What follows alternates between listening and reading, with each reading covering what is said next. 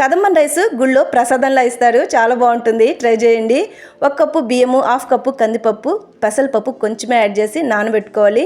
Next కడాయిలో 2 spoons ధనియాలు, 1 spoon మిరియాలు, 1/2 స్పూను మెంతులు, 2 స్పూన్స్ శనగపప్పు, 1 స్పూన్ ఉద్దిపప్పు, ఎండుమిరపకాయల్ని లో ఫ్లేమ్లో కలర్ చేంజ్ అయ్యేలా వేయించినాక ఇందులోకి కొంచెంగా వాము, తురిమిన టెంకాయని యాడ్ చేసి టెంకాయ కలర్ చేంజ్ అయ్యేలా వేయించుకొని చల్లారినాక మిక్సీలో పౌడర్ చేసుకోండి.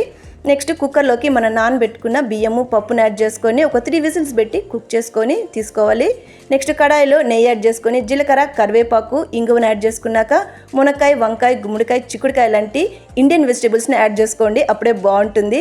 ఇందులోకి సాల్ట్, నీళ్ళని యాడ్ చేసి 50% కుక్ చేసుకున్నాక లెమన్ సైజు చింతపండుని కలిపి యాడ్ చేసుకోవాలి. నెక్స్ట్ పసుపు, గ్రైండ్ చేసిన మసాలాని యాడ్ చేసి ఒక 2 మినిట్స్ కుక్ చేసుకున్నాక బాయిల్ చేసుకున్న అన్నము, పప్పును కూడా యాడ్ చేసి ఇంకో 5 మినిట్స్ కుక్ చేసుకొని లాస్ట్లో కొత్తిమీర, నెయ్యిని అయితే యాడ్ చేసుకోండి. ఈ రెసిపీని ట్రై చేయండి. Like, subscribe and comments.